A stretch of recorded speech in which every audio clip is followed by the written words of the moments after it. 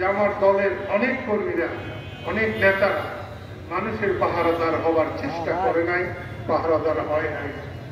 তোমরা যদি এখন থেকে পাহারাদার হতে পারো আমি খুশি হব।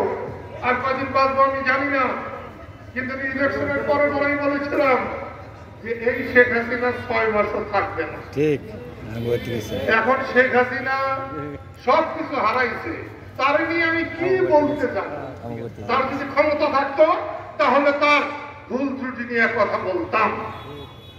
তবে শেখ হাসিনার পুনর জয় ভাই না বাবা, তুমি যেগুলো বলো এখানে যে মানুষগুলো আছে তাদের অনেক কষ্ট। তোমার মায়ের পায়ের জুতা হয়ে যাওয়া ছিল, তাদের এখন জীবন বাঁচে না। তুমি আর এইরকম সকালে একরকম বিকালে আরেক রকম বলে মানুষের কষ্ট আর তুমি বাড়াইও না। আদব কাদার শিখো, বড় হোক। আমেরিকায় বসে কথা বললেই তাকে বড় বলা হয় না। তুমি কিন্তু বাবা আমেরিকায় থাকতে পারবে না। বলে গেলাম আল্লাহ কেন যেন আমার কথা শুনে। আমি এ পর্যন্ত আল্লাহর কাছে যখন যা চেয়েছি আল্লাহ আমাকে তখন তাই দান করেছে। সেই জন্য এখানে এই দেশে এই দুনিয়ায় আমি খুব একটা নেতা গোতা করে পাও ধোয়াই না, নেতা গোতা করে চাটু মারি না। যদি চাটু টাটু কিছু মারতেই হয় সেটা আল্লাহ রসুলকে মারি সারা দিন।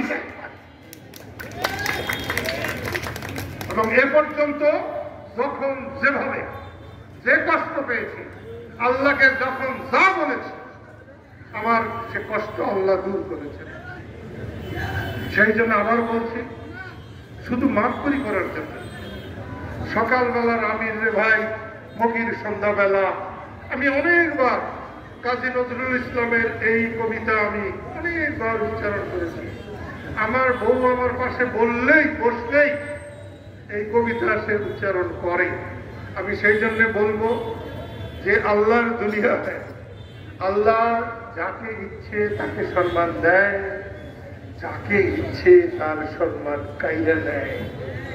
এখানে যদি কেউ ভাবে যে বস্তা বোঝাই টাকা আছে এই জন্য সে সম্মানিত হবে, হতে পারে 2 দিনের জন্য, হতে পারে 4 দিনের জন্য, কিন্তু চিরস্থায়ী সম্মানী হতে পারবেন না।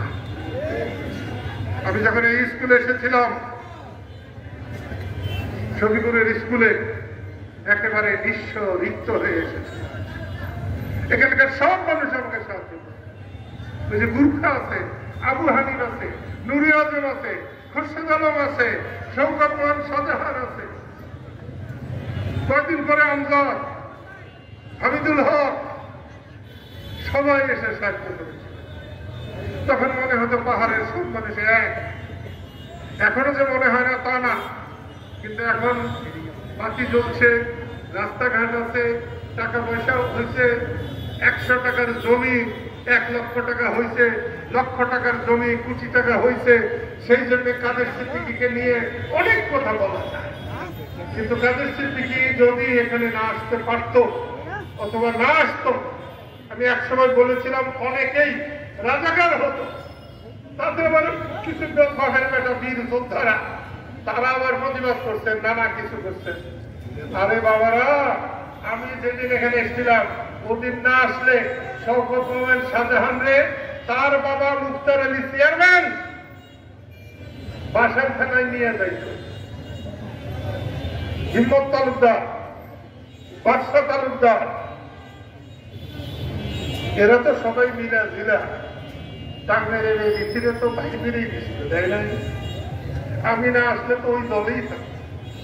আমি আসছি, তারা মুক্তিযুদ্ধে কাজ করেছেন, সবাই কাজ করেছেন। এইখানে নয়া মুন্সির বাড়ি, যেখানে নয়া মুন্সির অ্যাসিস্ট্যান্ট ছিলাম গো, কি নাম? ওসমান গনি। নয়া মুন্সি লেখাপড়া জানে না, ওসমান গনি লেখাপড়া জানে। আজকে সে বেশি মাতবর। নয়া মুন্সির কোনো নামই নাই, দামই নাই। বাংলাদেশে একমাত্র নয়া মুন্সি অস্ত্র ছাড়া পাকিস্তানি হানাদারদের অস্ত্র সহ হানাদারদের 2 হাতে 60টা ধইরা তারে সারেন্ডার করেছে বাংলাদেশে। আর দ্বিতীয় কোনো নজির নাই। তাই নয়া মুন্সির সাথে তুলনা এটা চলে।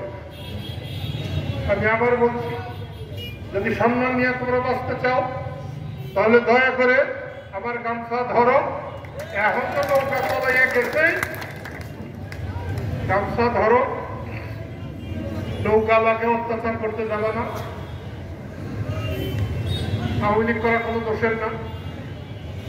আওয়ামী লীগ প্রবীণ দল, তার নেতারা